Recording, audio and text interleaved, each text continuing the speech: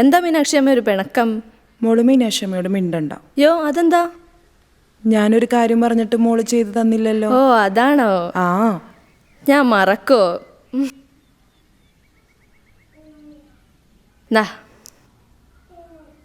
മോളെ മീനാക്ഷിയമ്മയുടെ കുശലം പറച്ചിൽ കഴിഞ്ഞില്ലേ ഇതുവരെ? പരിഭവങ്ങളെല്ലാം പറഞ്ഞു കഴിഞ്ഞെങ്കിലേ നീതുമോളെ ഞാൻ കൊണ്ടുപോക്കോട്ടെ മീനാക്ഷിയമ്മേ? കൊണ്ടുപോകണ്ടെന്ന് പറഞ്ഞാലും കൊണ്ടുപോകുന്ന എനിക്കറിയാം. പാവ എന്റെ മീനാക്ഷിയമ്മ. വാ മോളെ. പിന്നെ കാണാട്ടോ. ടാറ്റാ. കൂട്ടുകാർക്ക് എല്ലാവർക്കും സുഖാണോ? ഓ എല്ലാവർക്കും സുഖം. എന്തായി മോളെ നിന്റെ ഫീസിന്റെ കാര്യം? ഫീസിന്റെ കാര്യം ഇതുണ്ടോ? ഈ ഒരു കെട്ട് കൊന്ത വിറ്റാ തീരാവുന്ന പ്രശ്നമേ ഉള്ളൂ എൻ്റെ ഫീസിന്റെ ഒക്കെ. ആണോ നീതു? ശരിക്കും? നീതുമോളെ നിനക്കെവിടെ നിന്ന് നിനക്ക് സമയം കിട്ടുന്നേ? മദർ ഈ ആൽബർട്ടൈൻസിന്റെ കഥ കേട്ടിട്ടില്ലേ? ആ കേട്ടിട്ടുണ്ട്. ആ അവരെ പോലെ രാത്രികൾ പകലുകളാക്കി കഷ്ടപ്പെട്ടുണ്ടാക്കിയ കൊന്തയാണിത്. കോടി പെണ്ണെ, അവളുടെ ഒരു തമാശ. അല്ല സിസ്റ്റർ അമ്മേ, നമ്മുടെ പുതിയ അച്ഛൻ എങ്ങനെയുണ്ട്? എന്റെ കൊന്ത കച്ചവടം പൂട്ടിക്കോ? ഏയ് കുഴപ്പമൊന്നുമില്ല, കുറച്ച് സ്ട്രിക്റ്റ് ആണെന്നേ ഉള്ളൂ.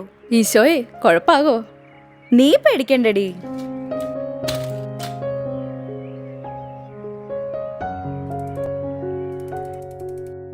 നാളെ ചൊവ്വാഴ്ചയല്ലേ? ആ അപ്പൊ നാളെ വൈകുന്നേരത്തെ ചായ എന്റെ വക. അയ്യോ വേണ്ട മോളെ, വെറുതെ പൈസയൊന്നും കളയണ്ട. ഈ ചായ പതിവേ എൻ്റെ അപ്പച്ചൻ തുടങ്ങി വെച്ച പതിവാ. പതിവഴിയിലെല്ലാം അവസാനിപ്പിച്ച് അപ്പച്ചൻ പോയി. പക്ഷേ എനിക്ക് പറ്റുന്നത്ര കാലം ഞാനിത് മുന്നോട്ട് കൊണ്ടുപോകും. എല്ലാം ശരിയാവും മദറേ. പോട്ടെ.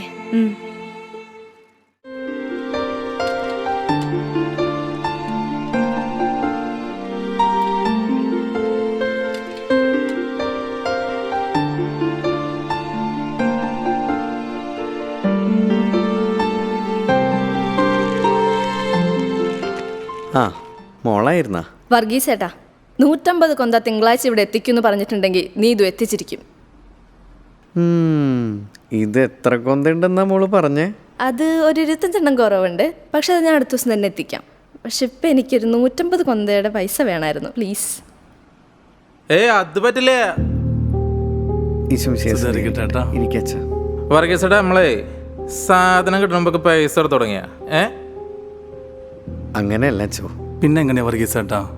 അച്ചോ, നീതുമോള് നമുക്ക് സ്ഥിരമായിട്ട് കൊന്ത കൊണ്ടുവന്നിരുന്ന ആളാ.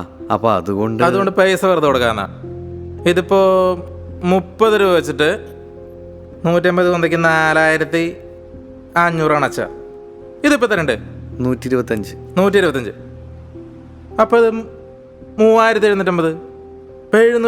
750 നമുക്ക് നഷ്ടം അച്ചോ. ഇതെങ്ങനെ ശരിയാണ് അച്ഛ? ഇയാളെ അച്ഛനറിയാതെ പല അഡ്ജസ്റ്റ്മെന്റ് നമ്മുടെ സ്റ്റാളിൽ നടത്തുന്നുണ്ട്. സമ്മതിക്കില്ല. അല്ല അച്ഛൻ സമ്മതിക്കരുത്. അച്ഛൻ നമുക്ക് ഇയാളെ വർഗീസേട്ടാ, ഇപ്പൊ കൊണ്ടുവന്ന കൊന്തയ്ക്കുള്ള ക്യാഷ് കൊടുക്ക്. മോളെ മിച്ചമുള്ള കൊന്ത കൊണ്ടുവരുമ്പോ ബാക്കി കാശ് തരാം. ഓക്കെ അല്ലേ? അപ്പൊ എന്നാ പോട്ടെ വർഗീസേട്ടാ. അച്ചോ ശരി മോളെ.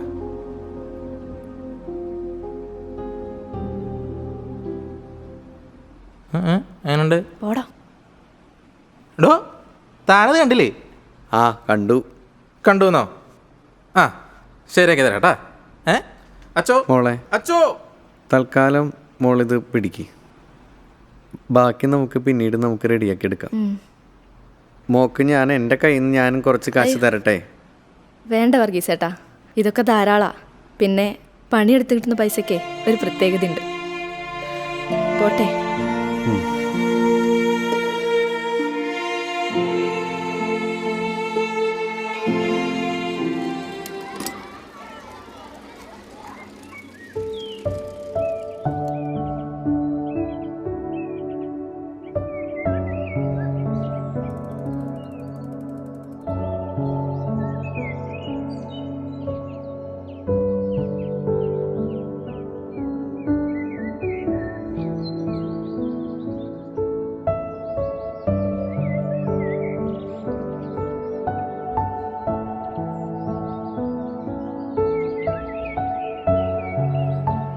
മോളെ നീതു,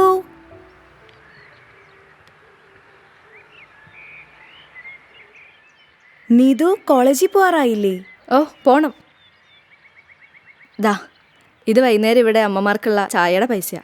അയ്യോ മോളെ, ഇതൊന്നും വേണ്ട. മോൾക്ക് ഒരുപാട് ആവശ്യങ്ങളുള്ളതല്ലേ. ഇവിടുത്തെ കാര്യങ്ങൾ ഈശോ നോക്കിക്കോളും. എൻ്റെ പൊന്ന് സിസ്റ്റർ അമ്മേ, ഇതുണ്ടല്ലോ, ഇന്നലെ ഞാൻ കൊന്ത വെക്കാൻ പോയില്ലേ, അപ്പം നമ്മുടെ പുതിയ അച്ഛൻ ഒരുപാട് പൈസ എനിക്ക് തന്നു. അതുകൊണ്ടല്ലേ ഇതൊക്കെ ചെയ്യുന്നേ. പിന്നെ ഇതെൻ്റെ സ്വർഗത്തിലിരിക്കുന്ന അപ്പച്ചൻ്റെ ആഗ്രഹം കൂടിയല്ലേ, ഇവിടുത്തെ അമ്മമാർക്ക് ഒരു നേരത്തെ ഭക്ഷണം. അത് ഞാൻ മുടക്കില്ല. യോ, സമയായി, കോളേജിൽ പോണം. ടാറ്റാ.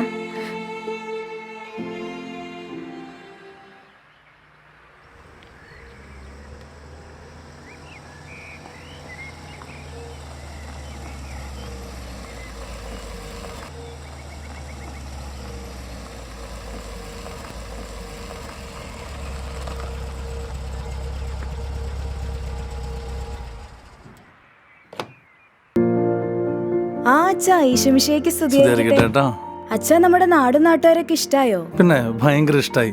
ഇപ്പൊ പോയ കുട്ടി അച്ഛൻ ഇന്നലെ പരിചയപ്പെട്ടല്ലേ നീതുമോളെ? അവള് പറഞ്ഞു കൊന്ത വിറ്റപ്പോൾ വലിയ കാശ് കൊടുത്ത് അച്ഛൻ അത് വാങ്ങിയെന്ന്. അതിന്റെ സന്തോഷത്തിലാ അവള്. അതിന്റെ ഒരു വിഹിതം ഇവിടുത്തെ അമ്മമാർക്ക് ഭക്ഷണത്തിനായിട്ട് നൽകിയിട്ട് ഇപ്പൊ കോളേജിലേക്ക് പോയതുള്ളൂ അവള്. വളരെ കഷ്ടപ്പെട്ട അച്ഛൻ അവള് ജീവിക്കുന്നേ. അവളുടെ അപ്പൻ ഇവിടുത്തെ പണിക്കാരനായിരുന്നു. 6 വർഷങ്ങൾക്ക് മുമ്പ് ക്യാൻസർ വന്ന് അവളുടെ അപ്പം മരിച്ചു. അമ്മ കൂലിപ്പണി എടുത്താ അവളെ നോക്കുന്നത്. അവളുടെ പഠിപ്പിനും ഫീസ് കൊടുക്കാനും അമ്മമാർക്ക് ഒരു നേരത്തെ ഭക്ഷണത്തിനായിട്ടൊക്കെ അവള് കണ്ടെത്തിയ മാർഗമാണ് അച്ചോ ഈ കൊന്തകെട്ടല്. ഇന്ന് അവളുടെ തിരക്ക് പിടിച്ച് പോക്ക് തന്നെ കോളേജിലെ ഫീസ് കൊടുക്കാനുള്ള അവസാന ദിവസമായതുകൊണ്ടാ. വിശുദ്ധിയുള്ള കുട്ടിയാച്ചോ.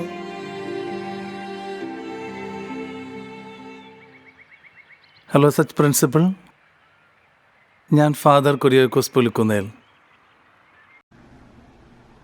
എടോ, ആ എന്തു പറ്റി? വയ്യേ? ഏയ് കുഴപ്പമില്ല. ക്ലാസ്സിൽ പോവാം. ബെല്ലടിച്ചല്ലോ. ക്ലാസ്സിൽ പോവാനേ ഫീസ് അടച്ചിട്ടില്ല. അപ്പോൾ ഫീസ് അടയ്ക്കാത്തതുകൊണ്ട് ഇനിയിപ്പോൾ ക്ലാസ്സിൽ കയറാൻ പറ്റില്ലല്ലോ. അതുകൊണ്ട് ഇവിടെ തന്നെ ഇരിക്കാമെന്ന് വിചാരിച്ചു. പക്ഷേ മറ്റേ ഫീസ് അടയ്ക്കാത്തോടെ ലിസ്റ്റ് വെച്ച ബോർഡില്ലേ, അതിനകത്ത് തൻ്റെ പേരില്ലല്ലോ. പേരില്ലേ? ഇല്ല, ഞാൻ നോക്കിയതാ. അങ്ങനെ വരാൻ വഴിയില്ലോ. ബാ നോക്കാം. ആ